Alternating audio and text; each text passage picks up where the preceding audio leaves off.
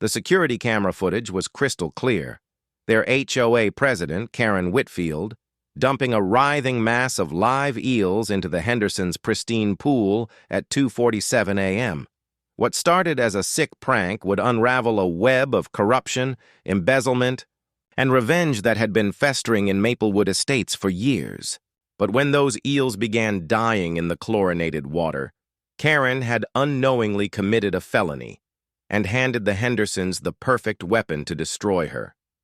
Sometimes karma comes with teeth. Marcus Henderson bolted upright in bed, his heart hammering against his ribs as his wife Sarah's shriek pierced through the morning air. He stumbled toward the sliding glass door leading to their backyard, still half asleep, expecting to find a raccoon or maybe a snake in their pristine pool. Nothing could have prepared him for what he saw. The crystal blue water of their kidney-shaped pool writhed with dozens of dark, serpentine shapes. Eels, live eels, twisted and thrashed in the chlorinated water, their desperate movements creating an almost hypnotic pattern across the surface. Some floated motionless, already succumbing to the harsh chemicals. What the hell? Marcus breathed, his bare feet hitting the cool deck tiles as he rushed outside. Sarah stood frozen by the pool's edge, her silk robe clutched tight around her trembling frame. Her face had gone ashen, eyes wide with a mixture of horror and disbelief. Marcus, how did they... Who would do this? Before he could answer, the sliding door of the house next door scraped open with deliberate slowness. Karen Whitfield emerged onto her deck like a queen surveying her domain, a steaming coffee mug in her perfectly manicured hands. Her platinum blonde hair was already styled despite the early hour, and her smile was sharp enough to cut glass. "My goodness," Karen called out, her voice dripping with false concern. "What's all the commotion about? You two are making enough noise to wake the entire neighborhood." Marcus felt his jaw clench. As the self-appointed president of the Maplewood Estates Homeowners Association, Karen Whitfield had made their lives a living hell for the past 18 months. Every minor infraction became a formal complaint. Every landscaping choice required her approval. Every modification to their property faced her relentless scrutiny. "Someone dumped eels in our pool," Sarah managed, her voice barely above a whisper. Karen's eyebrows shot up in exaggerated surprise. "Eels? How absolutely dreadful! Do you have any idea who might have done such a thing?" She took a deliberate sip of her coffee, her pale blue eyes glittering with barely concealed amusement. Marcus studied her face, noting the subtle curve of her lips, the way she couldn't quite suppress her satisfaction. "No idea," he said slowly. "But I'm sure we'll figure it out." "Oh, I certainly hope so," Karen replied, her tone saccharine. "We can't have this sort of vandalism in our community. I'll be sure to bring this up at the next board meeting. Perhaps we need additional security measures." She paused, letting her gaze drift over their property with calculated disapproval. "Though I have to say, your pool maintenance has been rather lax lately. The chlorine levels might not have been adequate to prevent pests." Sarah's hands balled into fists. "This isn't about maintenance, Karen. Someone deliberately—" Now, Karen interrupted, waving a dismissive hand. "Let's not jump to conclusions. These things happen sometimes. Wild animals, you know. Though I suppose having that unsightly hot tub so close to the pool might have attracted them." Her smile widened. "Didn't I mention in my last letter that the hot tub violated the community aesthetic guidelines?" Marcus felt his blood pressure spike. The hot tub had been a 10th anniversary gift to Sarah, a beautiful cedar model they'd saved for months to afford. Karen had sent them 3 formal complaints about it in the past month alone, claiming it disrupted the visual harmony of the neighborhood. "The hot tub is perfectly legal," Marcus said through gritted teeth. "We checked the HOA bylaws thoroughly before installation." "Oh, the bylaws!" Karen laughed, a sound like breaking glass. "You mean those dusty old documents from 1987? I'm afraid they're due for some updates. The board has been discussing several necessary revisions to maintain our property values."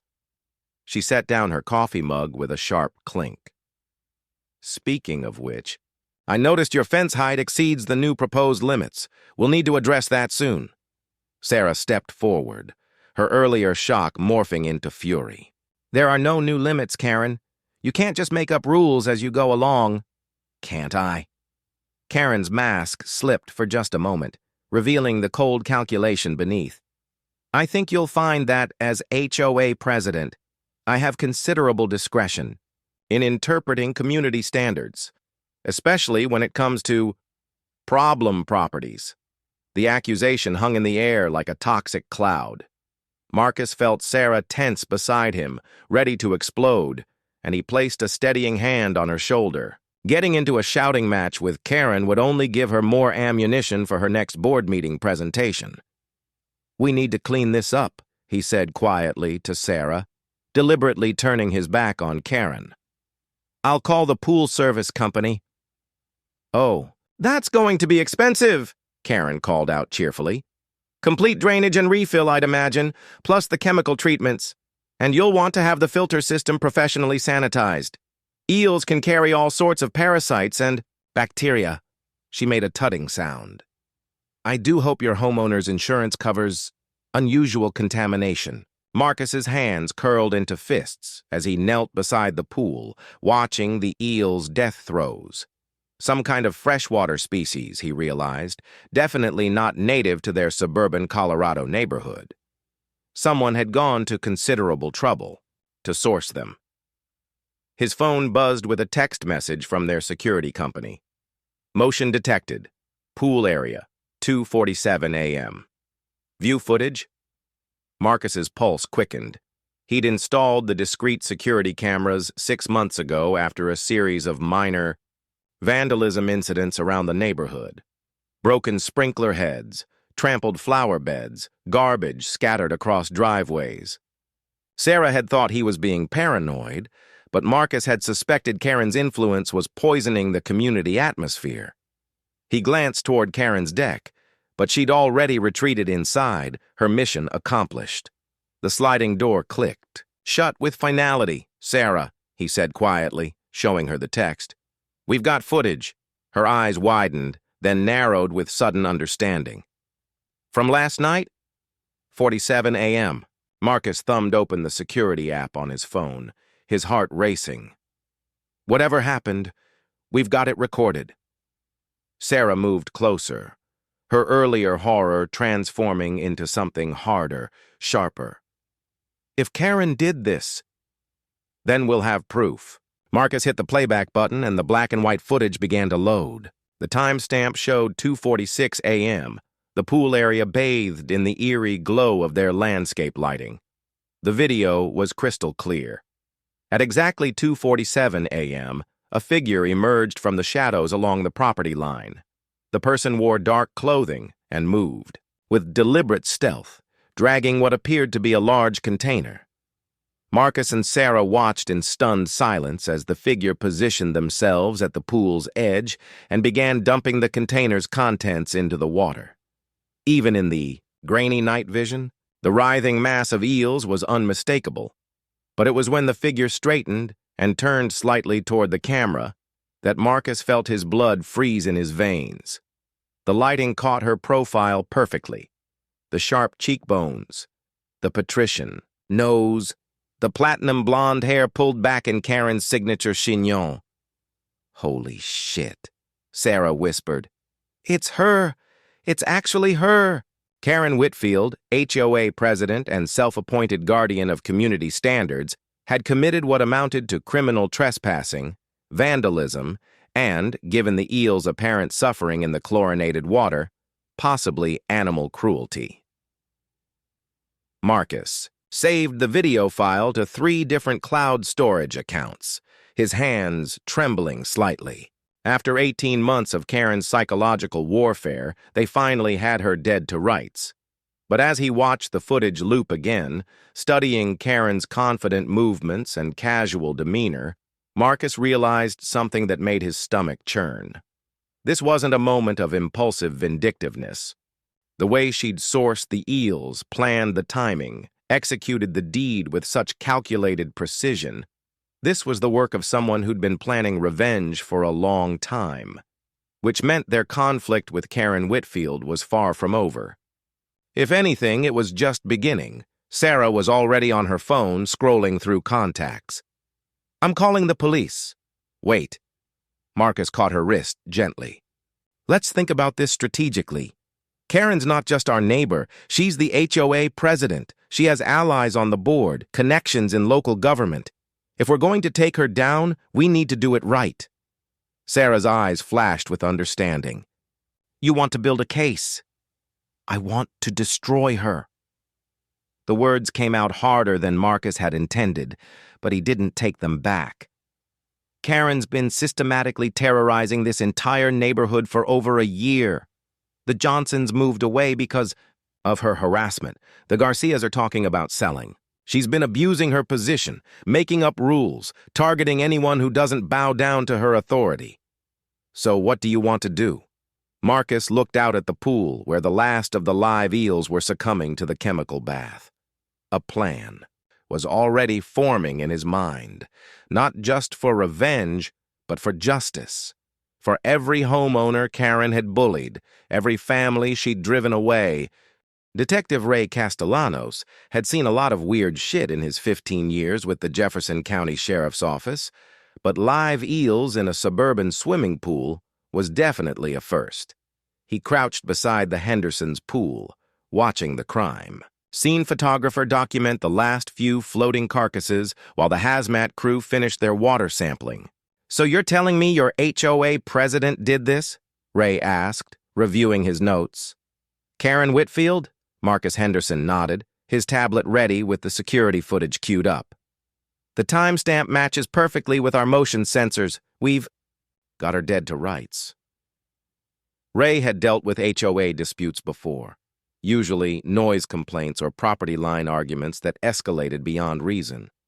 But this felt different. The methodical nature of the crime, the expensive setup required to source and transport live eels, the calculated timing in the dead of night, this wasn't a prank gone wrong. This was psychological warfare. "Walk me through your relationship." "With Ms. Whitfield," Ray said, settling onto one of their patio chairs. "Start from the beginning." Sarah Henderson wrapped her arms around herself despite the warm morning sun. "It started about 18 months ago, right after she was elected HOA president. At first, it seemed like she just wanted to maintain community standards. But then it became personal," Marcus finished grimly. "Every week brought a new complaint. Our mailbox was the wrong shade of black. Our garden gnome violated the whimsical decoration clause.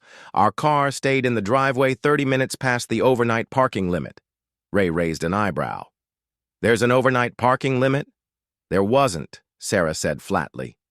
"Karen instituted it 3 months after we refused to remove our hot tub. Suddenly, we were getting violation notices for things that were never violations before." Marcus pulled up a folder on his tablet, his organizational skills immediately apparent. "I've been documenting everything: complaint letters, response times, selective enforcement patterns. Karen's been systematically targeting specific homeowners while ignoring identical violations from her allies on the board." "Show me the footage first," Ray said. "Then we'll dive into the background." The security video was damning, crystal clear. Night vision showed Karen Whitfield's distinctive profile as she methodically dumped container after container of writhing eels into the Hendersons' pool. Her movements were confident, practiced, like someone who'd planned every detail. "Jesus," Ray muttered. "She really went all out, didn't she?"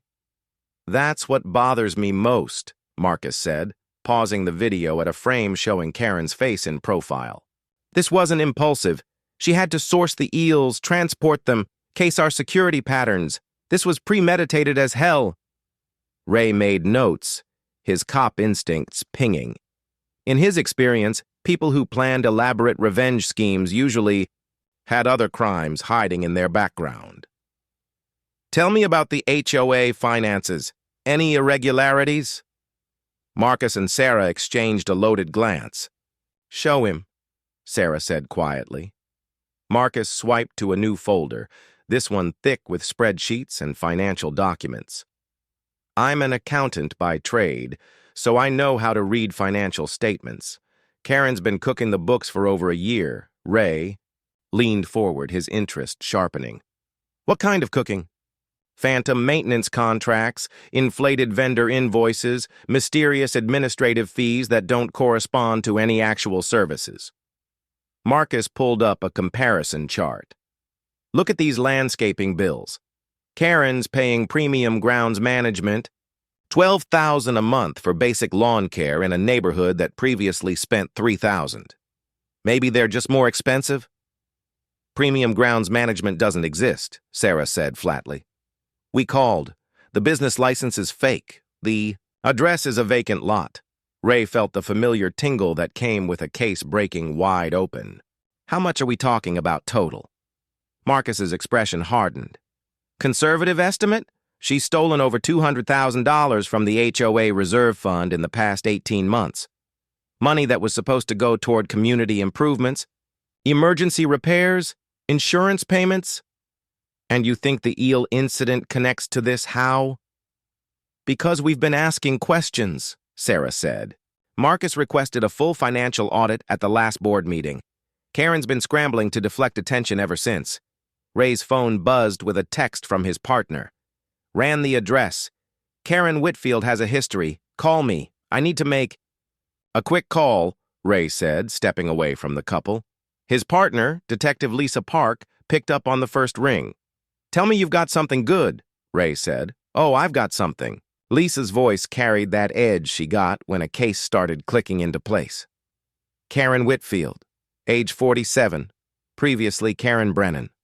She's been involved in 3 different HOA disputes in the past decade, each ending with her leaving, under suspicious circumstances. Define suspicious. Phoenix, Arizona, 2019. Karen was treasurer of Desert Winds HOA when $15,000 went missing from their maintenance fund.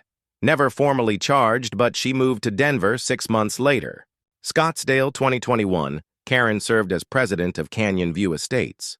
4 homeowners filed harassment complaints, and there were allegations of bid rigging on a community center renovation. She resigned and moved again. Ray felt his pulse quicken. And before that, Tucson, 2018. Karen was on the board of Saguaro Springs when their management company accused her of falsifying work orders and pocketing rebates from vendors. The case was settled out of court, sealed records, but she was banned from HOA involvement for 2 years. So she's a professional, Ray mused. This isn't her first rodeo. Gets better. I ran her financial records. Karen's got serious debt. Credit cards maxed out, underwater on her mortgage, car payments behind. She's desperate for cash. Ray glanced back toward the Hendersons, who were showing the crime scene photographer different angles of their security system. And she found a brand new community to fleece. Exactly. Want to guess how much money Maplewood Estates has in their reserve fund? Based on what the Hendersons told me, probably not much left. Try 0. I called the HOA's bank. Karen cleaned out the account 3 days ago. Transferred everything to a shell company called Mountain View Property Management. Ray's blood ran cold. She's running, or planning to. Flight to Phoenix leaves Denver International tomorrow morning, one-way ticket purchased yesterday. Ray was already walking back toward the Hendersons, his mind racing. If Karen was planning to skip town, they had maybe 24 hours to build a case strong enough to stop her. Marcus, Sarah, he called out. I need everything you've got on Karen Whitfield, and I need it now. The next 3 hours turned the Hendersons' dining room into a war room. Marcus had been methodical in his documentation. Every complaint letter, photographed and dated, every financial discrepancy highlighted and cross-referenced, every interaction with Karen recorded in a detailed log. But it was Sarah who provided the smoking gun. I've been secretly recording our conversations with Karen for the past 6 months, she admitted, pulling up an app on her phone. Colorado's a one-party consent state, so it's completely legal. Ray's eyebrows shot up. Why didn't you mention this earlier? Because I wasn't sure if it would help or make us look paranoid, Sarah said. But Karen's been making threats. Subtle ones, but threats nonetheless. She played back a conversation from 3 weeks prior. Karen's voice came through clearly. No, Sarah, it's amazing how quickly property values can plummet when certain incidents occur in a neighborhood. Contamination issues, safety violations, that sort of thing. The insurance companies get so nervous about liability. Ray felt his jaw clench. She was setting up the eel incident weeks in advance. It gets worse, Marcus said, pulling up another folder. Karen's been systematically driving out homeowners who might oppose her. The Johnsons, the Garcias, the Patel family, all of them faced escalating harassment until they sold their homes below market value. And guess who recommended buyers for all those properties? Sarah added grimly. Ray was beginning to see the full scope of Karen's operation. This wasn't just embezzlement. It was a comprehensive scheme to control and manipulate an entire community. For financial gain. His phone rang. Lisa again. Ray, you need to get down here now.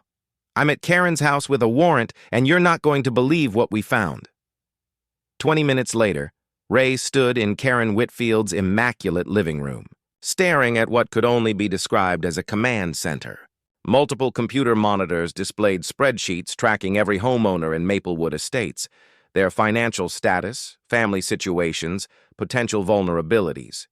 A wall-mounted whiteboard showed a timeline of problem residents and detailed plans for their removal, but it was the receipts that made Ray's blood boil. She kept everything, Lisa said, holding up a folder thick with documentation. Eel purchase from an exotic pet supplier in Fort Collins, $230. Rental truck to transport them, $75. Even a receipt for the plastic containers she used. Ray shook his head in disbelief. She documented her own crime. Criminal mastermind, she is not, Lisa agreed. But look at this. She led him to Karen's home office, where financial documents covered every surface.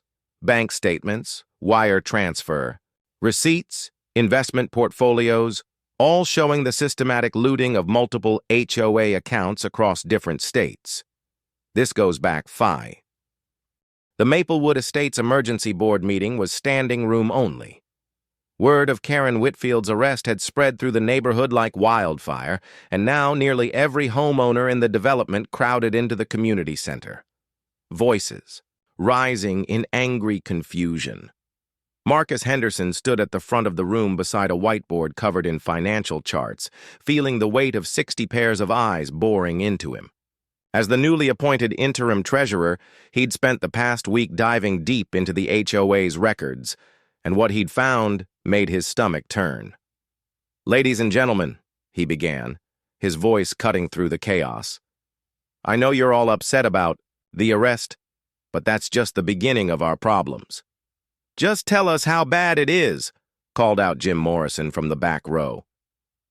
The stocky contractor had moved to Maplewood 3 years ago and served as the board's vice president until Karen had maneuvered him out 6 months earlier. Marcus took a deep breath. Karen Whitfield stole nearly every penny from our reserve fund. The HOA is bankrupt.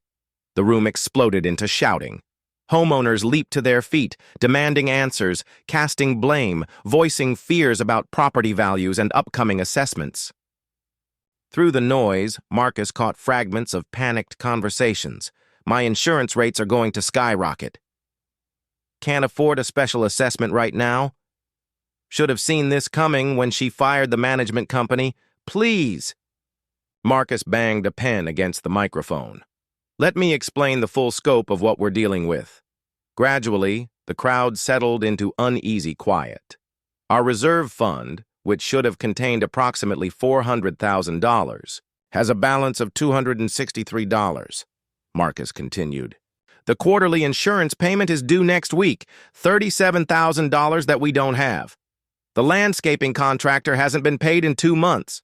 The pool maintenance company terminated their contract yesterday. Elena Patel, a software engineer who lived 2 streets over, raised her hand. What about the special assessment money from last year? The $50,000 we paid for road repairs? Marcus's expression darkened. There were no road repairs. Karen funneled that money into one of her shell companies. The room erupted again, but this time with a different energy. Not just confusion, but fury. These weren't just financial victims. They were neighbors who'd trusted Karen with their community, their homes, their children's safety. "I want to know how she got away with this for so long," shouted Betty Chen, who served as the board secretary. "Where were the checks and balances? Where were the audits?" Karen controlled access to all financial records, Marcus replied. She convinced the board that transparency would invite frivolous complaints from homeowners. Anyone who asked questions was labeled a troublemaker. Sarah Henderson stepped forward from the audience. That's how she operated. Isolate and intimidate anyone who challenged her authority. "Speaking of which," said a new voice from the doorway, cold and cutting, "I think it's time we discussed what really happened here." The room fell silent as Victoria Sterling entered. Tall, silver-haired, and radiating the kind of quiet authority that came from decades in corporate law, Victoria had moved to Maplewood just 3 months ago, but had already established herself as someone not to be trifled with. "Mrs. Sterling," Marcus said carefully. He'd heard rumors about Victoria's background, something about high-stakes litigation and political connections, but she'd kept largely to herself since arriving. "I've been doing some research on our former president," Victoria continued, walking to the front of the room with predatory grace. Karen Whitfield wasn't just an embezzler. She was a professional con artist who's been running variations of this same scheme for over 15 years. She produced a tablet and connected it to the room's projection system. Financial records, police reports, and court documents filled the screen, a comprehensive dossier that made Marcus's investigation look amateur by comparison. Phoenix, Scottsdale, Tucson, Boulder, Fort Collins, Victoria recited. 6 different communities, all following the same pattern. Karen would move in, ingratiate herself with local leadership, get elected to the HOA board, then systematically drain the community's resources while manufacturing crises to cover her tracks. Jim Morrison leaned forward. "How much money are we talking about total?" "Over $2 million across all communities," Victoria replied. "But that's just the direct theft. Factor in the property value destruction from her manufactured conflicts, and the number climbs toward 8 million. The room had gone dead quiet. These weren't just random crimes. They were part of a calculated pattern of community destruction. "Why? Wasn't she caught earlier?" Elena asked. Victoria's smile was sharp as a blade. "Because she was very good at what she did. Karen didn't just steal money, she destroyed the social fabric that might have exposed her. Turn neighbors against each. Create artificial crises, drive out anyone with the skills to audit her work. By the time people realized what was happening, she'd already moved on to the next target." Marcus felt a chill of recognition. That's why she was so focused on driving out specific families. The Garcias were both CPAs. The Johnsons ran a property management company. Anyone who might have spotted the fraud. Exactly. Victoria advanced the presentation to a new slide, a detailed timeline of Karen's activities in Maplewood. But she made one critical error here. She got personal with the wrong neighbors. All eyes turned to Marcus and Sarah, who shifted uncomfortably under the attention. Karen's previous schemes succeeded because she maintained emotional distance. Victoria continued. Purely business, but something about the Hendersons triggered her into making it personal. The Eels weren't just vandalism. They were evidence of a psychological break that compromised her entire operation. Betty Chen raised her hand. "So what happens now? Can we recover any of the money?" Victoria's expression grew grim. "Karen's assets are scattered across multiple shell companies and offshore accounts. Even with criminal convictions, recovery will be a long, expensive process. We're looking at years of litigation with no guarantee of success." The weight of her words settled over the room like a funeral shroud. These people had invested their life savings in homes that now faced potential foreclosure due to unpaid HOA obligations. Their community was financially ruined, and their prospects for recovery were minimal. However, Victoria continued, and something in her tone made everyone lean forward. There may be another option. She clicked to a new slide showing incorporation documents and legal filings. I've been examining the HOA's insurance policies and management contracts. It appears Karen made several critical errors that expose our insurance company to significant liability. Marcus frowned. What kind of errors? She canceled our directors' and officers' insurance without board approval, then forged documentation, claiming the board voted to self-insure. She also modified vendor contracts to remove bonding requirements, which violated our master insurance policy. Elena Patel, who worked in risk management, caught on immediately, which means the insurance company had no idea they were covering an unbonded, uninsured operation. Exactly. They were operating under fraudulent representations, which voids their ability to disclaim coverage for Karen's crimes. Victoria's smile turned predatory. We're not just suing Karen Whitfield. We're going after a $50 billion insurance company that failed to protect their policyholders from an obvious fraud. The energy in the room shifted dramatically. Suddenly, instead of facing financial ruin, the community was looking at potential windfalls that could not only restore their reserves but fund improvements they'd never dreamed possible. But Marcus felt uneasy. Something about Victoria's presentation felt too convenient, too perfectly timed. Mrs. Sterling, he said carefully, what's your background in insurance litigation? Victoria's pause lasted just a moment too long. I spent 30 years in corporate, law before retiring. This kind of case is exactly my specialty. And you just happened to move to Maplewood right before all this came to light? The room fell silent, sensing undercurrents they didn't understand. Victoria studied Marcus with new respect, recognizing a worthy opponent. Are you asking if my arrival was coincidental, Mr. Henderson? I'm asking if you're here to help us, or if you have your own agenda. Victoria's laugh was genuinely amused. Both, actually.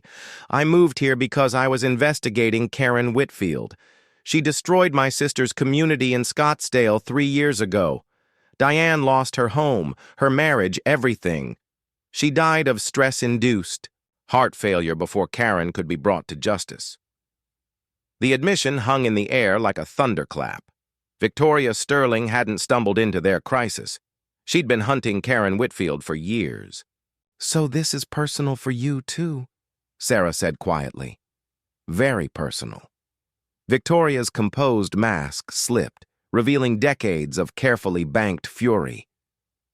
I've been tracking Karen's movements, building evidence, waiting for the right moment to strike. When she surfaced here in Maplewood, I bought a house and prepared to take her down. Jim Morrison leaned back in his chair. Jesus Christ, you've been planning this whole thing. I've been planning justice, Victoria corrected. Karen Whitfield has destroyed dozens of communities and hundreds of families. The legal system failed to stop her because she was smart enough to stay just a he. Marcus Henderson couldn't sleep.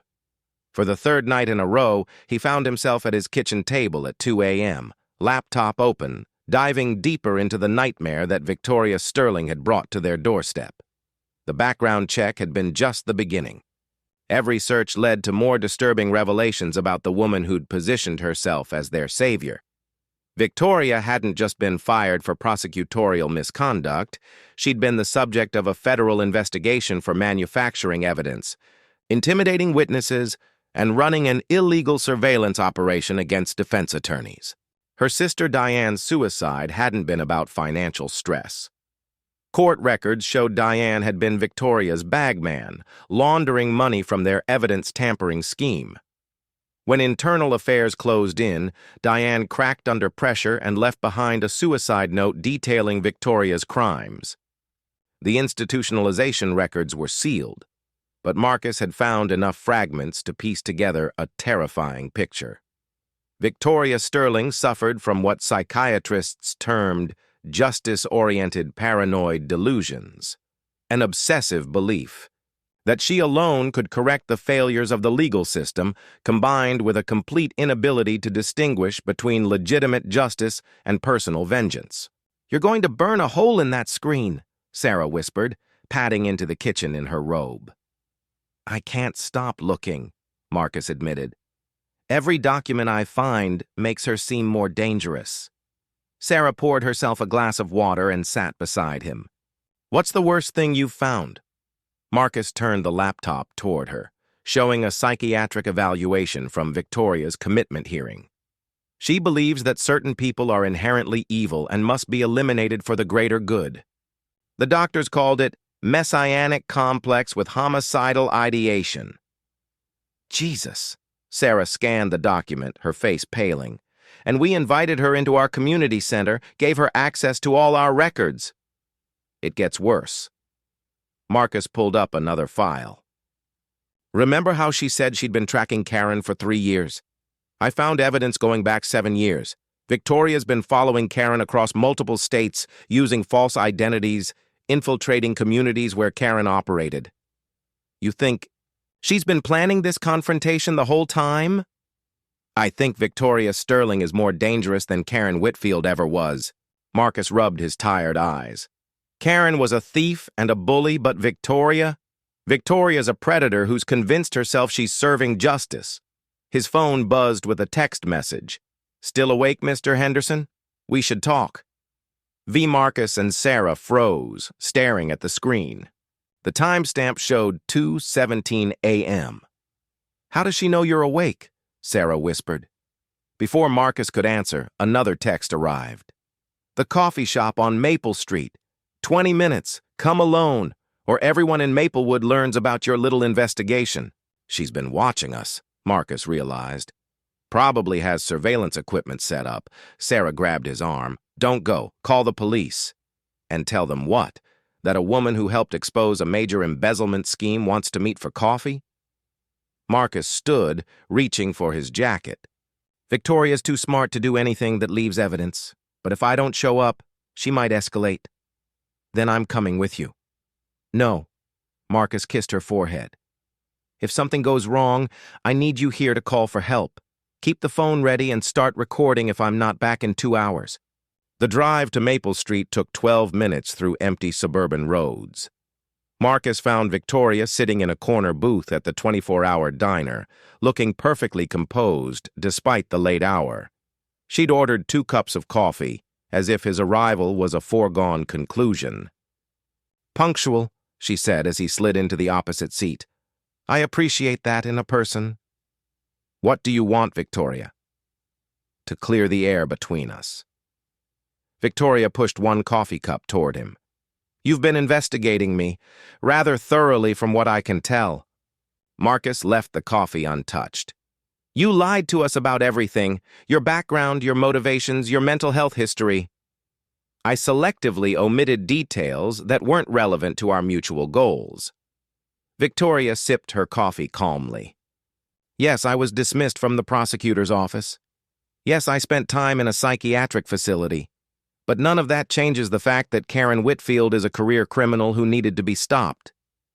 And it doesn't change the fact that you're using our community to work out your personal vendetta." Victoria's smile was arctic. "Personal vendetta? Mr. Henderson, do you have any idea how many families Karen has destroyed? How many communities she's gutted and abandoned? This isn't personal. It's pest control. The psychiatric reports say you have delusions about eliminating evil people.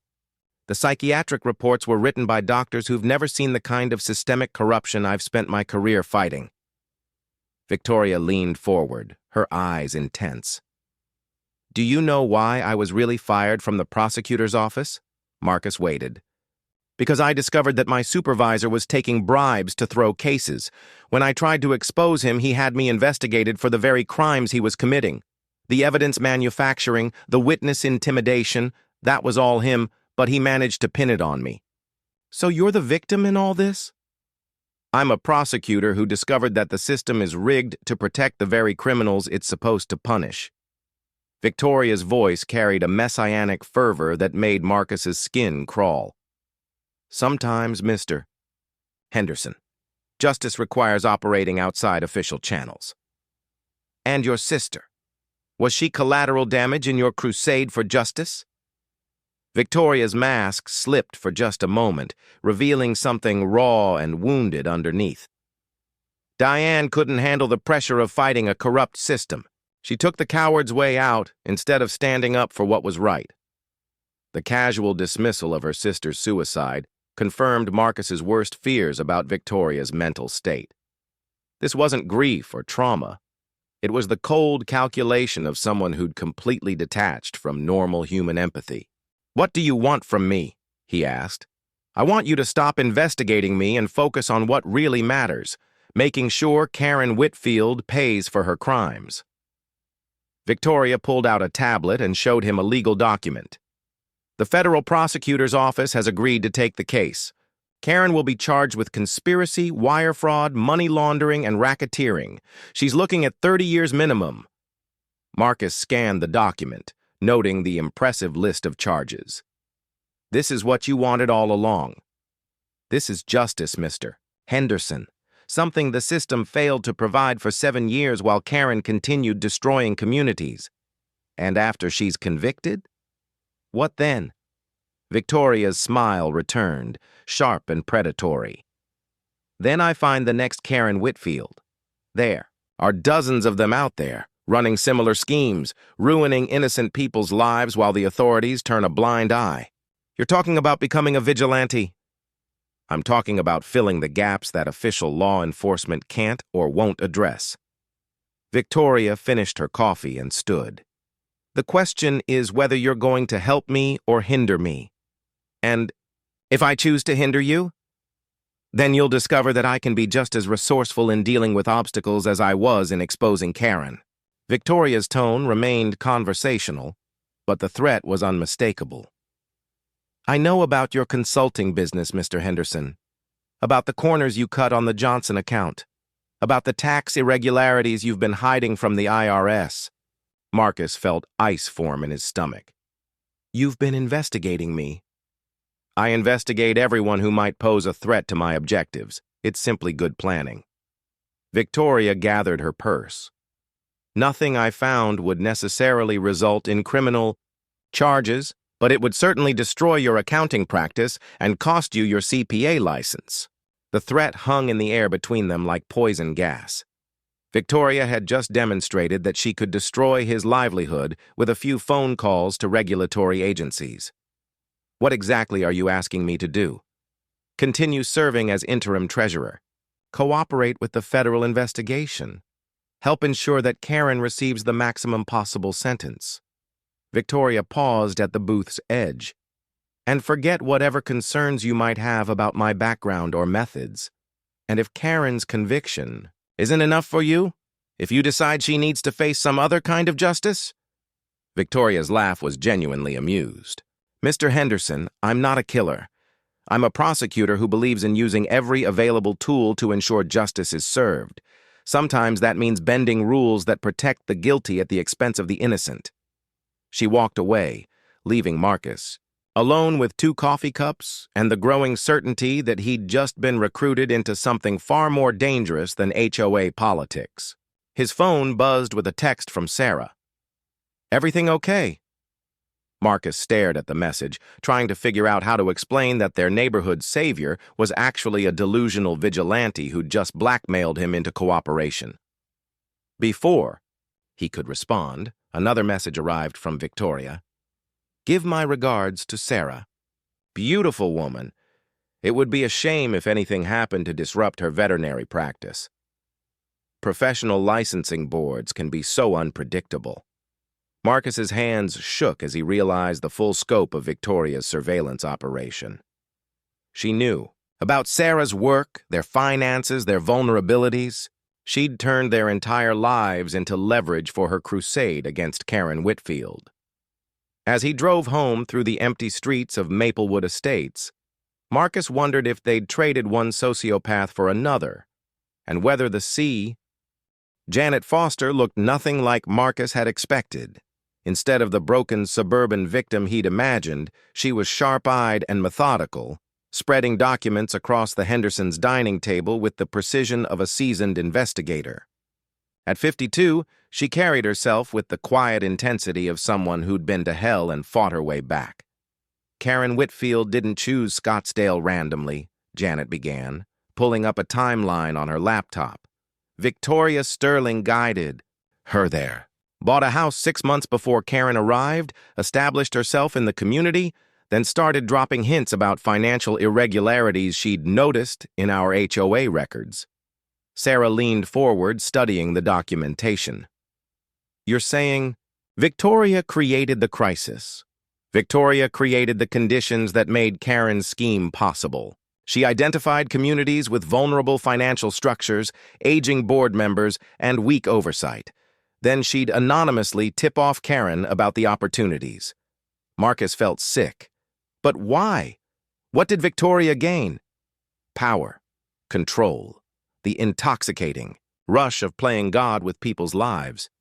Janet pulled up a series of emails between Victoria and Karen, dating back over 5 years. Look at this correspondence.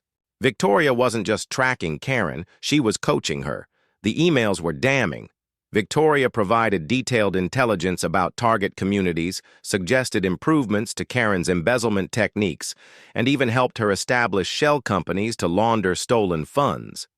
But most disturbing were the psychological evaluations Victoria had written about each community's residents, cataloging their weaknesses and predicting their responses to various forms of manipulation. She studied us like lab rats, Sarah whispered, reading a particularly cruel assessment of the Scottsdale homeowners. Victoria has a God complex, Janet explained. She believes most people are sheep who deserve whatever happens to them.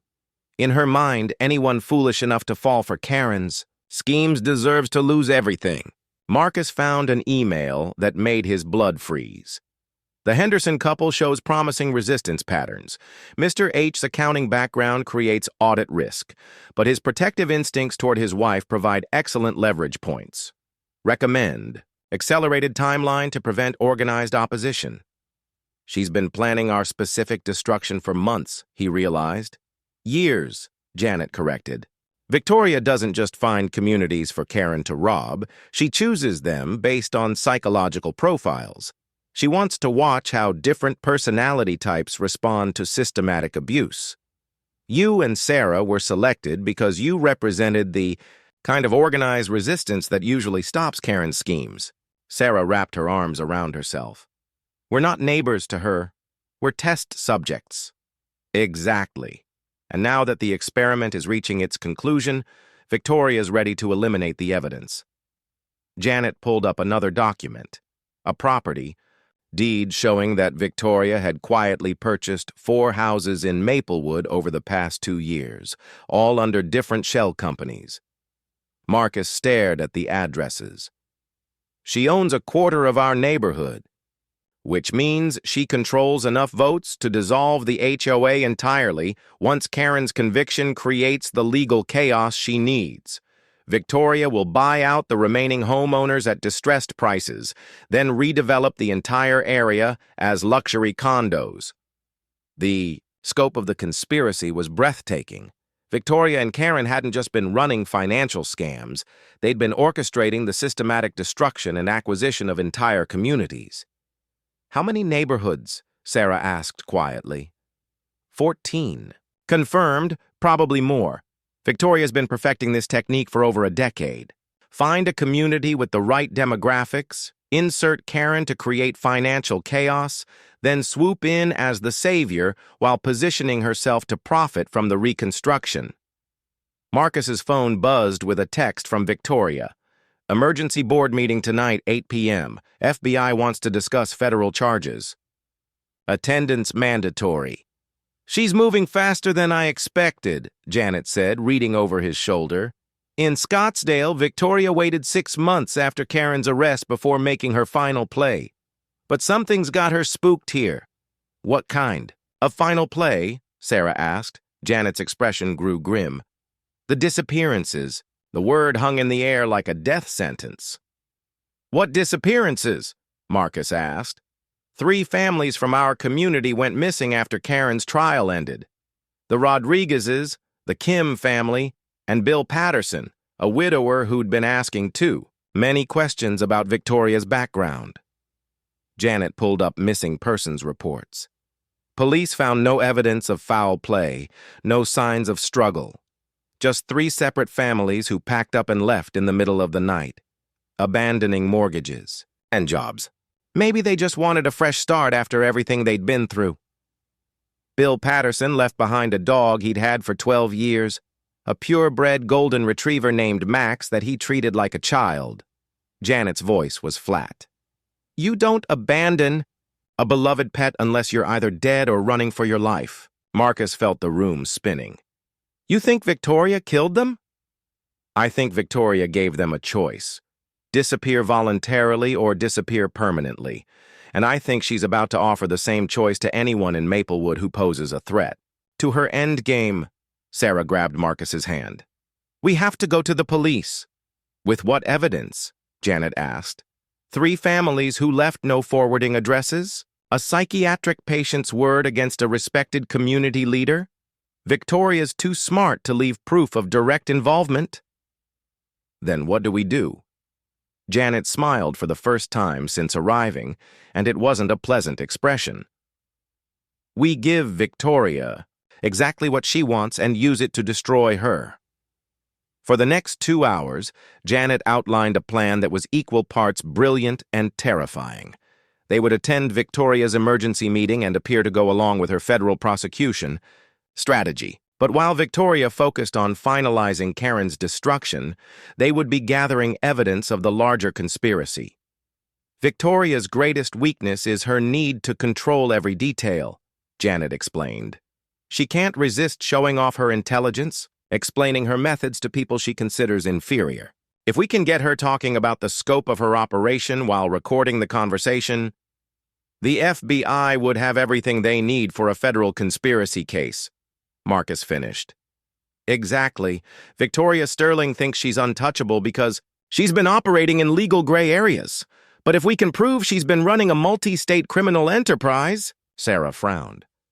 How do we get her to confess to something like that? By making her think she's won, Janet said. Victoria's been playing a chess game for over a decade, always staying 3 moves ahead of everyone else. But she's never faced opponents who knew they were playing chess. Marcus felt a dangerous surge of hope. For the first time since Karen's arrest, he saw a path forward that didn't end in their destruction. What do you need from us? Courage, Janet said simply, and the willingness to risk everything on one final gambit. Because if we fail, Victoria won't just destroy your finances or your reputations. She'll make sure you disappear completely. The say. Emergency board meeting was held in the same community center where they'd celebrated Karen's downfall just weeks earlier. But the energy was completely different now, fear instead of triumph, suspicion instead of solidarity.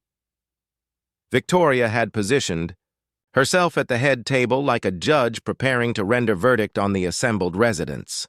Thank you all for coming on such short notice, Victoria began, her voice carrying that familiar tone of absolute authority. I have updates on both the criminal prosecution and our civil recovery efforts. Marcus scanned the room, noting who was present and who was conspicuously absent. The Patel family's chairs were empty. Elena had called in sick with a mysterious flu that had kept her family homebound for 3 days. Jim Morrison sat in the back row, but Marcus could see fresh bandages on his hands and a haunted look in his eyes. The federal prosecutor has agreed to seek maximum sentences for Karen's crimes, Victoria continued. We're looking at 30 to 40 years in federal prison, plus full restitution orders. Polite applause rippled through the room, but Marcus could sense the underlying tension. Something had changed in the neighborhood's dynamic, though he couldn't pinpoint exactly what. However, Victoria said, raising her hand for silence, there are complications with our civil recovery efforts.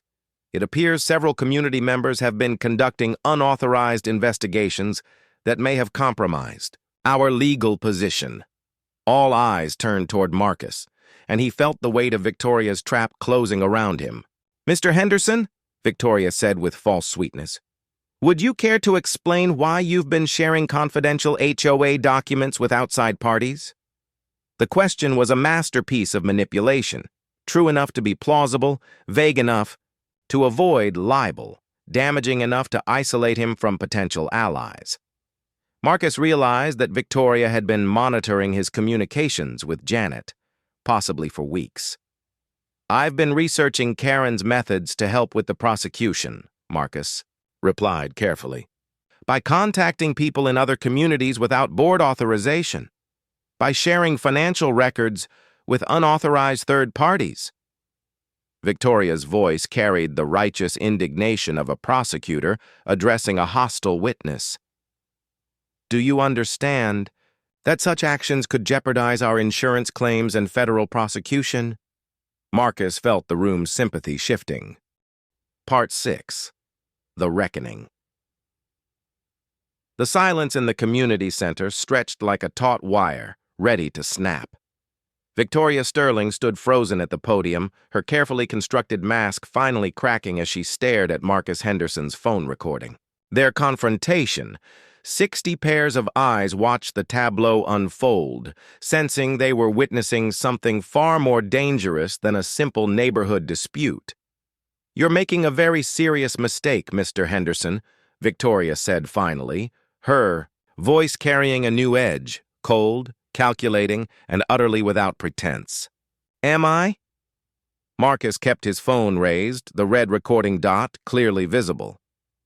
"Because from where I stand, the only mistake was trusting you to help us in the first place." Victoria's laugh was like breaking glass. "Help you? Oh, you sweet, naive. Man, do you have any idea what you've stumbled into?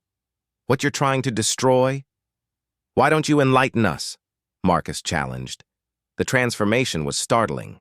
Victoria straightened to her full height, and suddenly the grieving sister seeking justice vanished, replaced by something infinitely more predatory. When she spoke again, her voice carried the authority of someone accustomed to absolute control. "You want the truth? Fine. Yes, I've been working with Karen Whitfield for 8 years. Yes. I identify target communities and guide her operations. Yes, I profit from the aftermath." Victoria's smile was sharp enough to cut steel. "And yes, I've been planning Maplewood's destruction since before any of you knew my name." Gasps echoed through the room. Betty Chen half rose from her chair before sinking back down in shock. Jim Morrison's face had gone pale, and Marcus could see him reaching for his phone to call 911. "I wouldn't do that, Mr. Morrison," Victoria said without turning around. "Not unless you want your wife to learn about your gambling debts and the money you've been skimming from your construction contracts." Jim's hand froze. Victoria's casual revelation sent a chill through the room as neighbors began to realize the extent of her surveillance operation. "You see," Victoria continued, addressing the entire room now with the confidence of a professor lecturing particularly slow students, "the beautiful thing about communities like this is how desperately you all want to believe in simple narratives. Good versus evil. Victim versus predator. Heroes versus villains." She walked slowly among the seated homeowners, and Marcus noticed how they instinctively shrank away from her presence.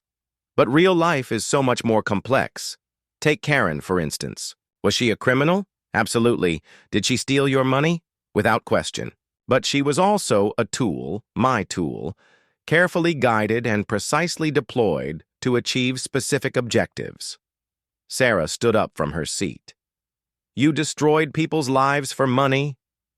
"I restructured failing communities for maximum efficiency." Victoria corrected. "Do you have any idea how much dead weight exists in places like this? How many people are simply taking up space, contributing nothing, living off the investments and labor of their betters?" The megalomaniacal nature of her worldview was becoming clear. Victoria Sterling didn't see herself as a criminal. She saw herself as a social engineer, improving society by removing what she considered undesirable elements. The Patel family, for instance, Victoria continued, gesturing toward Elena's empty chair. Constantly asking questions, demanding transparency, interfering with necessary processes. Much better for everyone when such people relocate. Marcus felt ice form in his stomach.